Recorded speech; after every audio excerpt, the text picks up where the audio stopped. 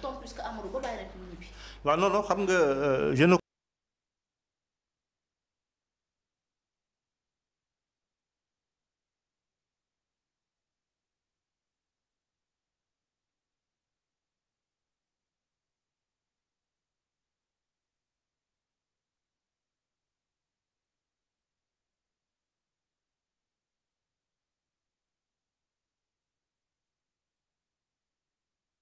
kon mœurs lañ koy seetaat loolu du loo xam ne mën nañ ci yóbbu nit en instruction man j'attends de voir yan charge moo am yuñ ci yokk peut-être que le procureur a dû maintenant génne yeneen kii parce que il paraît que jox nañ ko instruction jox nañ ko le doyen des juges ça veut dire que du loolu rek mooy charge yi ñu ko teg parce que loolu kenn du ci yóbbu nit instruction premièrement deuxièmement mooy Badara Gadiaga muy Moustapha Diakhaté muy Bassir Fofana muy Abdou Nguer muy keneen ak keneen ñoo ci logique bi ñu nekk la rek noppiloo nit ñi la te noppiloo nit ñi boo xamee defe naa ni ñoom bu ñu xamoon Sénégal xam histoire u Sénégal xam taarixu Sénégal loolu duñ ci dugg sénégalais la kenn mënta noppiloo exactement ñun suñu réew démocratie la ñu tànn démocratie la ñu tànn comme régime politique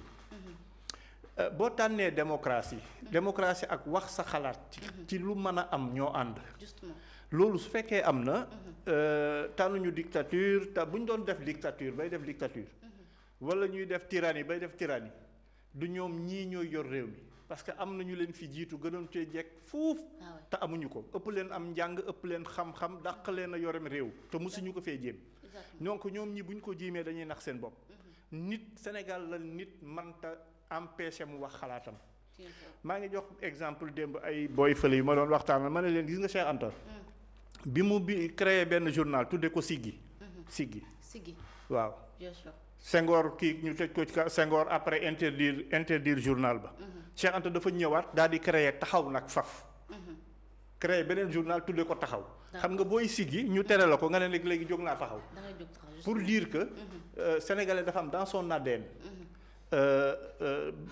mën a wax xalaatam di ko wax xalaatam et que comme nous sommes dans une démocratie loo xam ne ànduñu ci dinañ wax ne ànduñu ci donc di fi jéem a tëj ay nit di fi jéem a noppiloo ay nit di fi jéem leneen ak leneen da ngay nax sa bopp am na yeneen i Badara Gadiaga am na yeneen i Moustapha Diakhaté am na yeneen i keneen yoo xam ne ñi ngi fi kenn mënu leen a tere wax seen xalaat parce que lii ku ko gis constat bi ma ci def sax mooy man dama doon xoolaat image yi mais gisuma Amadou kii Badara Gadiaga fu mu waxee de contraire aux mœurs Amadou Ba moo def déclaration justement moo ne diw lii la te diwit lii la woon ci moom mu ne donc nañ ko constater yow sa leader la yow yaa ne diw lii la te moom moo doon lii ci moom donc ça veut dire que le client d'une prostituée justement il a constaté il a fait un constat que tout le monde a fait loolu jarul jàpp nit te boo jàppee nit jarul yóbbu instruction mais en tout état de cause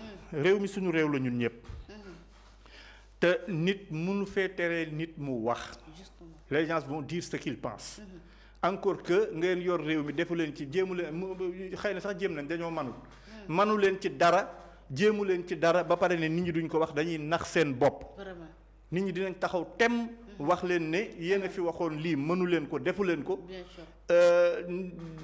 les gens de toute façon nit ñi dinañ wax seen xalaat donc maa ngi massawu Badara Gadiaga di massawu ñëpp ñi nga xam ne ñi ngi ci prison bi mais tout ça c'est arbitraire ils sont dans leur logique de musulmans ils sont dans leur logique d'essayer d'empêcher les gens de parler de s'exprimer et de parler de leur tard et de leur insuffisance moo tax actuellement ñuy nekk dans une logique de jàpp nit ñeeg yooyu mais ça ne marchera pas. d'accord alors président day mel ni li nga xam ne moo nekk réquisitoire bu procureur bi mooy que ni mandat de dépôt lañ formulé jëmale ko ci mbiru moom en plus tamit dina am benn suite judiciaire bu am ci dossier bi en plus kon ñoo xam ne dañ ko toppee comme ni nga ko waxee sànq du propos contraire uniquement aux bonnes mœurs mais yeneen chef d'accusation yi nga xam ne moom mu deeti ci kaw mooy que ni. bokk na ci diffusion de fausses nouvelles, offense à une personne qui exerce une partie des prérogatives du chef de l'État ñaari mbir yooyu lañ daal di yokkaat ci kawam alors président il paraît que kàddu yi nga xamante ne si moo jugal wax ji entre prostituée client kàddu yooyu noonu Amadou Ba moom moo ko wax en plus moom doon jéem a interpréter li nga xamante ne si mooy décision de justice d'autant plus que juge bi waxul woon loolu ci li nga xam ne moo nekk dossier bi. xam nga Amadou Ba moom day guerrier-guerrierlu loolu la war a bàyyi. te saa yu interpréter daanu. mës nga ma fi invité mu naan day jéem a interpréter ab loi. man on me dit que c'est un juriste je ne sais pas. dafiy jéem a interpréter benn loi nee naa la lii mu def nii c'est pas une interprétation de loi il a modifié la loi. Justement. Donc la procédure de modification waroon na nekk leneen lu dul lii. donc ba ma lay wax ne la yow yaa ma wax sax ma naan la opposition bi. nañu def recours au conseil constitutionnel. su ñu ko defee daanu. ci confirmer ne effectivement ils vont le faire et quand ils l'ont fait. ils ont eu gain de cause. dafa am défaite. dafa ñeme défaite beneen bi mooy lii muy jéem a interpréter ba dugg ci tooxi doona koo xam ne xamul fan la koy waxee. le lendemain muy yeew di xaw ma dafa yeew xaw muy lendemain muy xëy di weddee que di rafetal ay wax. mais gis nga man lii lépp bettuma ci ñoom. man.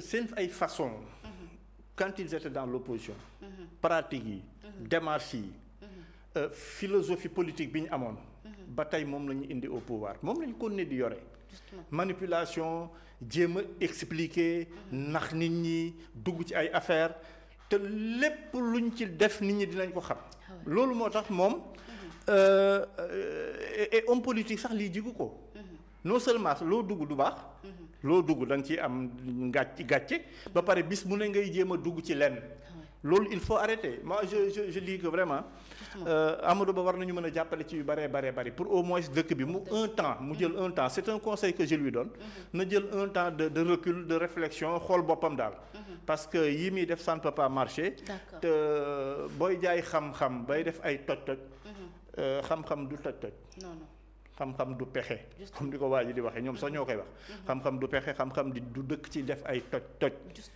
waaw na xoolaat boppam ba li muy dugg muy leer parce que émission boobu moom moo dugg ci débat boo xam ne maîtriser wu ko toj ya fa am yépp moo ko fa wax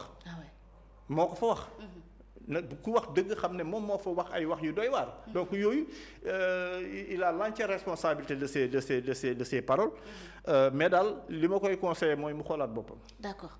Merci beaucoup président alors ci mbir moomu sax yaakaar naa est-ce que mën nañu wax justement il y a une justice à deux vitesses boo xamante ni si mu ngi am ci mbir réew mi parce que ñoom ñaar ñoo fa nekkoon woon ñu yóbbu ko instruction bàyyi ki mu dem ñibbi d'autant plus que keroog démb maa ngi dégg premier ministre le président du parti Pastef mu naan ki ñu doon déglu keroog ñetti nit nekk fa te alors que ñun on était témoin entre autres yi ñu doon seetaan yi vous étiez témoin gis ngeen ni am na benn forte mobilisation boo xamante ni si mu ngi doon gunge Badara Gadiaga bi muy ñëw même à 1h du matin il y a beaucoup de monde ñoom ñoo fa woon ba ci rond-point bi fépp am na ay nit yu bëri yoo nga xamante ni si ñoo nga fa woon.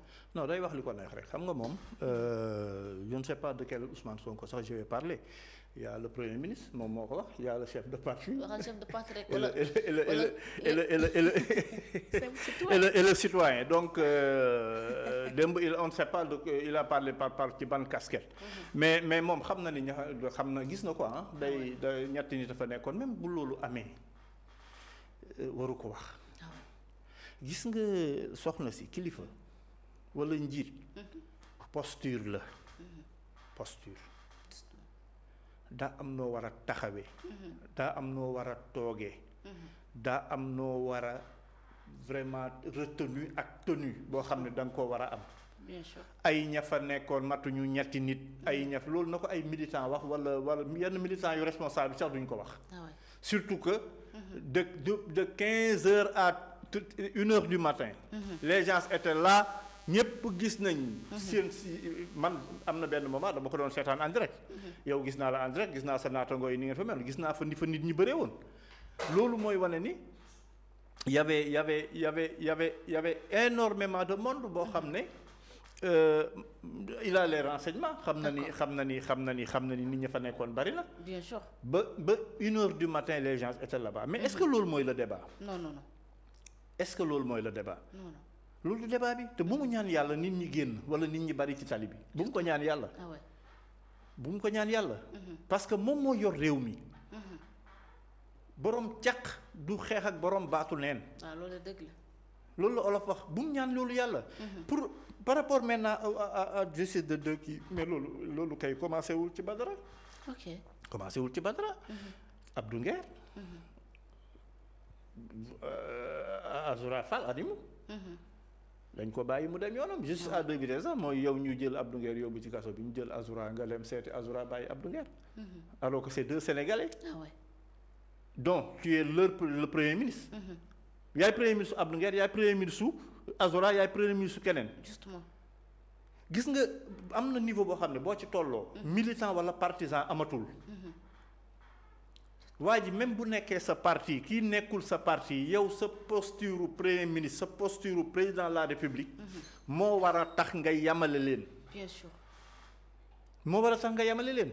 donc ce qui fait que juste à deux vitesses commencé wul ci Badara Gadiaga moo fi am. moom la ñuy dund depuis quelque temps. te loolu xëy na justice bi tam am nañ ci responsabilité. ci naka man invité nga ma fii ma ne la. yaa ñoo xam ne il faut absolument les défendre et c'est dans notre rôle ñun en tant que homme politique de les défendre. muy les forces de défense et de sécurité. la magistrature ak ñeneen ñi nga xam ne mënuñoo wax. te ñuy def seen liggéey ñun dañ leen a war a waxal. mais di leen waxalit. am na yoo xam ne it nañ ko bàyyi xel yamale nit ñi.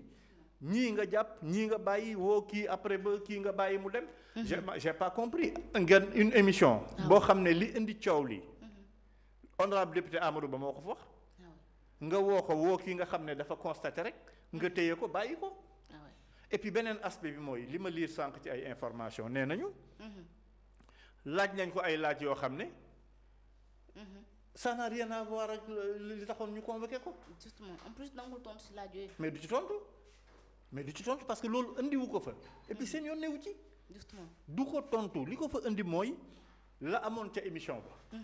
loolu justice à deux vitesses mënu koo kii te donc di ñaan la magistrature suñu magistrature la ñun ñëpp.